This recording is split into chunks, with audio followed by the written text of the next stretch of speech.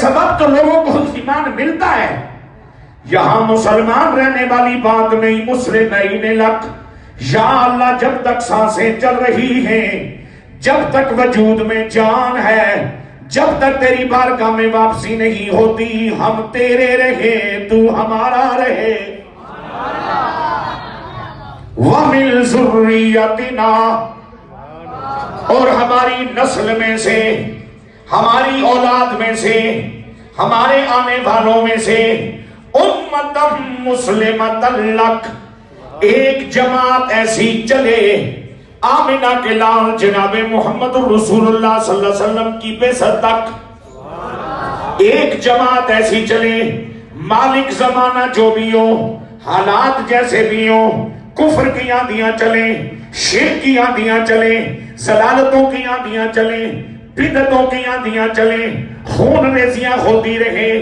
غلط کاریاں ہوتی رہے، لیکن اے پروردگار تیرے دو نبیوں کی تیری بارگاہ میں التجا ہے، ہماری اولاد میں سے ایک جماعت، اتنے افراد کم از کم جن کا اتا پتا چلتا رہے، اتنے تھوڑے بھی نہ ہو کہ جن کا کوئی شمار ہی نہ ہو، اتنی تعداد میں ضرور ہونے چاہیے جن کا تذکرہ چلتا رہے. اور یا اللہ ان کے لیے تیرے خلیل اور تیرے ذبی کی دعا ہے، مسلمۃ لک، وہ بھی تیرے ہی رہے. اور میرے پاک نبی صلی اللہ علیہ وسلم کے غلاموں، ہمارے آقا مولا افضل البشر بعد الانبیاء بالتحقیق سیدنا ابو بکر صدیق رضی اللہ تعالیٰ عنہ، چونکہ چوتھی یا پانچویں پشت میں میرے پاک نبی کے ہم نسب ہو جاتے ہیں، اور جناب خلیل اللہ اور ذبیح اللہ کی دعاؤں کا انہیں یہ ثمر ملا، دنیا میں آئے تو مومن ہیں، عقل مند ہوئے تو مومن ہیں، بڑے ہوئے تو مومن ہیں، شرک کے قریب نہ لگے، شرک والا کام نہ کیا، ذہن گندا نہ ہوا، خیالات پاکیزہ رہے، اعمال ستھرے رہے،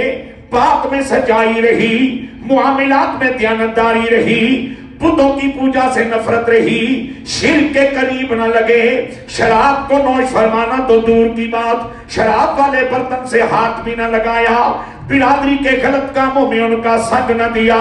پاک صدیق، ستھرا صدیق انتظار کر رہا ہے کملی والے آقا کی بعثت کی.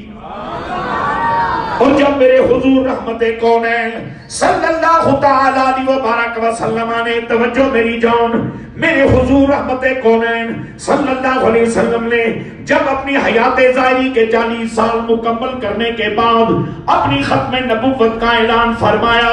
ابو بکر ان ہستیوں میں، ان خوش نصیبوں میں ایک خوش نصیب ہے. ہر کوئی بندہ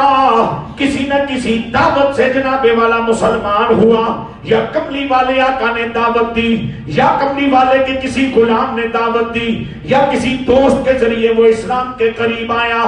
ابو بکر وہ ہستی ہیں، ادھر رسول اللہ نے اپنی ختم نبوت کا اعلان کیا، ابو بکر تسلیم کرنے والوں میں شامل ہو گئے.